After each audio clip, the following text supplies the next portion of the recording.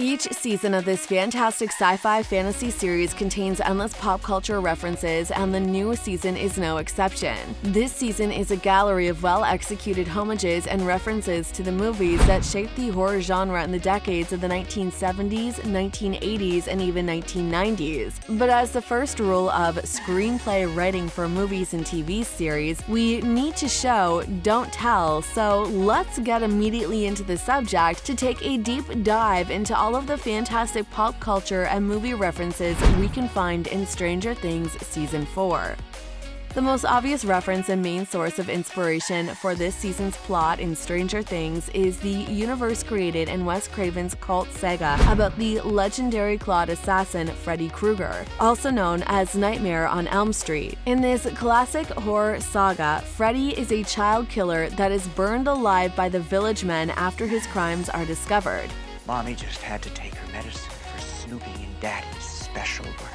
He later comes back from hell to keep adding people to his killing spree with the horrifying particularity that he haunts them and kills them in their sleep, which adds a masterful layer of tension to the plot. There's some direct references between the 1984 film and this Stranger Things season you might have missed. The first direct connection is the casting of actor Robert Englund, who famously portrayed Freddy Krueger in the classic movies. You might have missed his appearance though, because even when his part is not a big one, but definitely one that's crucial for the comprehension of the story, his image is severely distorted in the character that he plays. Nothing that hardcore Robert fans aren't used to see, of course. In the show, Robert plays one of Vecna's first victims, Victor Creel, the creepy old guy with oozing empty eye sockets. Remember? Yeah, the one who we later learn is none other than the 00's father. As if this wasn't a completely in-your-face reference, Vecna also terrorizes the group of friends in their dreams, just like Freddy Krueger does in his movies. But Vecna is even worse, if you ask us, since he can attack his victims while they're awake,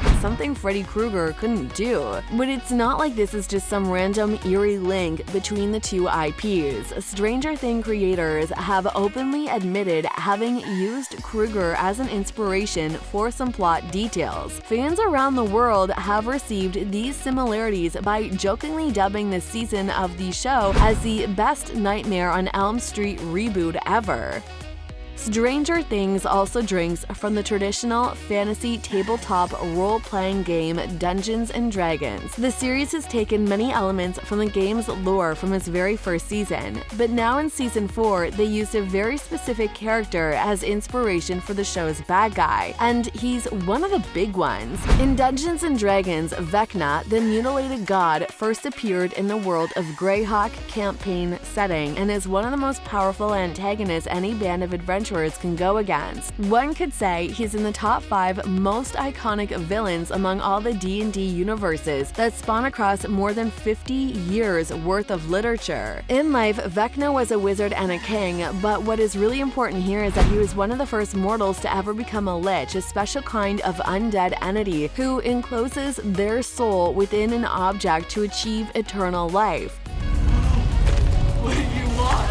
In this world, Vecna performed a ritual that took his life and made him become a lich, so he can only be killed by destroying this object. If he's damaged in any other particular way, his body will regenerate. Something like a Voldemort, you know? These liches are particularly dangerous because they are one of the few undead who keep their conscience and intelligence. This allows him to practically become gods while accumulating power and knowledge. Vecna literally did this to become a god, the god of secrets, worshipped by thousands of evil entities who seek power through the occult. Vecna is particularly known as the mutilated god because the ritual he performed to become a god, he was betrayed by his second in command, who tried to destroy him and mutilated on his hands and one of his eyes. We see a hint at this story when we learn that Victor Creel poked his eye out after the events involving his son Henry. We can also see that they adopted the concepts regarding Vecna in such a way that they could use 001's body and conscience as an anchor point in our world, allowing this demonic entity to cross from the upside down. Jamie Campbell Bower, the actor who plays Vecna, has even stated in an interview that he used the performances and demeanors of classical horror figures like Christopher Lee's Dracula, Hellraiser's Pinhead, Nightmare's Freddy Krueger, and even Harry Potter's Voldemort to create kind of a mashup of a character. This allowed him to have a starting point to play this horrific entity.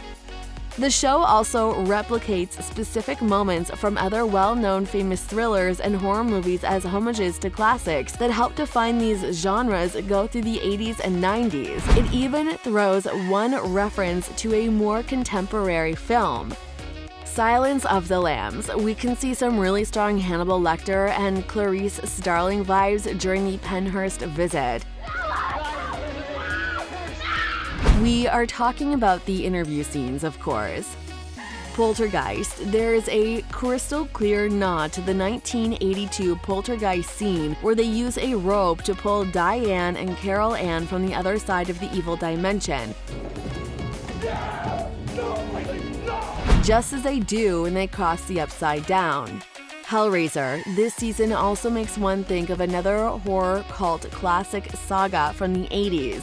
What has that to do with you? Clive Barker's Hellraiser. Vecna's design is very similar, especially to Pinhead. Carrie. The scene at the skating rink is very reminiscent to Stephen King's Carrie from 1976. As a matter of fact, the whole 11 being bullied subplot can be linked to Carrie's story. And I want you to tell my boyfriend that it was just a joke. Thankfully, in this case, 11 doesn't end up killing each and everyone around her. The Evil Dead. When the cheerleader Chrissy Cunningham is being horribly haunted by Vecna, he assumes the appearance of her own mother and father with a dark twist. The spirits of the book, so the act of Their empty, dead eyes look comes straight from Sam Raimi's The Evil Dead franchise. There's no need to mention what he does to their voices. Spooky. Star Wars. This one comes from Dustin. During a D&D game, he solemnly exclaims, "Never tell me the odds," which is a direct quote from the Han Solo line in the 1980 The Empire Strikes Back. Never heard of the Millennium Falcon? Or what we have come to know as Episode 5.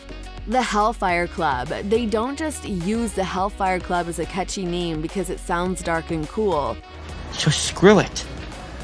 Screw what? This actually traces back to a name used by several real-world secret high society and occult organizations that were established especially in Britain and Ireland in the 18th century. But of course, having Dustin as a big X-Men fan, he might have taken the name out of the secret society of evil mutants led by Sebastian Shaw as they appear in the X-Men Origins, First Class. Another proof for this link is the name that Dustin gave his radio antenna, just like the mental amplification machine used by Charles Xavier in the comics and in the movie adaptations.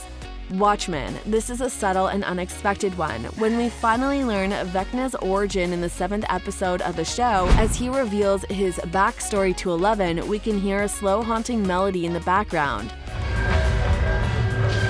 They also use this superimposed shots of the young and a clock to convey some kind of metaphor about time. Well, this is not a coincidence, since that exact melody and that exact visual metaphor about time was first implemented in Zack Snyder's Watchmen in 2009, when Dr. Manhattan is telling his origin story as an omniscient being capable of perceiving all of the time continuum as once. Intense, huh? This is the only movie in the list that doesn't actually fit the horror category, but the scene it references. Man, that's a horrifying one indeed. Did you catch all these references? We bet you now have a new movie list to binge watch while you wait for the final chapters of this phenomenal series. Let us know your thoughts in the comment section below and share with us any other juicy movie shoutouts and references you might have spotted in the first part of Stranger Things 4. And of course, don't forget to like, subscribe, turn on the notifications, and share this content with your friends.